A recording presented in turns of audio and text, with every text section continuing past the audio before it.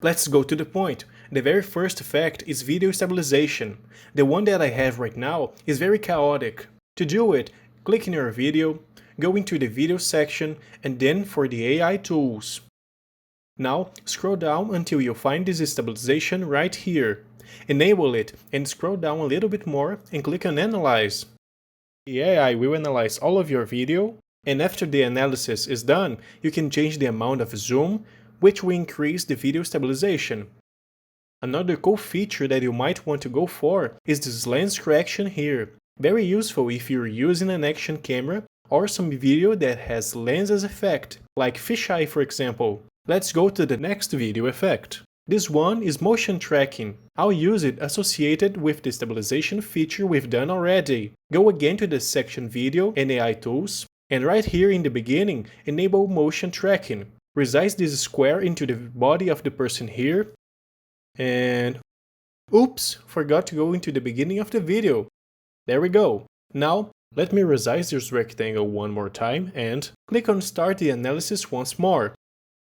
And this is important. The subject cannot disappear from the video. If that happens, Motion Tracker will not work. Since our video doesn't have this issue, we're okay. Now, I'll go here into the sticker sections, but it could be anything. An image, a GIF, a video, whatever you want. I'll use these red neon wings here and apply it into the timeline. Now, let's search for another one. I'll pick this other pair of wings and also apply it into the timeline.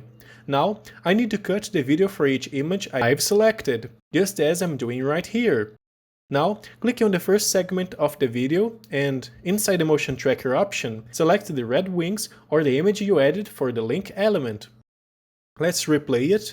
Pretty neat, just need to adjust the height of the wings and I already love the result. Let's go for the next one right here. I think it's way too big, so I'll resize a little bit before doing the changes. Alright, let's go again to the linking element right here and go for the neon wings this time. All I need to do is readjust its size on the preview here, just like we did with the first one, and that's it. Let's go for the last one now.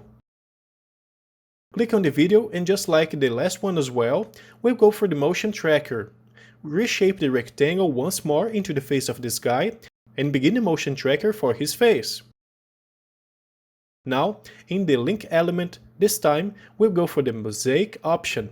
By default, it selected this blur filter. Reshape it again into the face of the dude, and that's pretty much it. Very useful, right? Thanks a lot for watching and see you in the next video.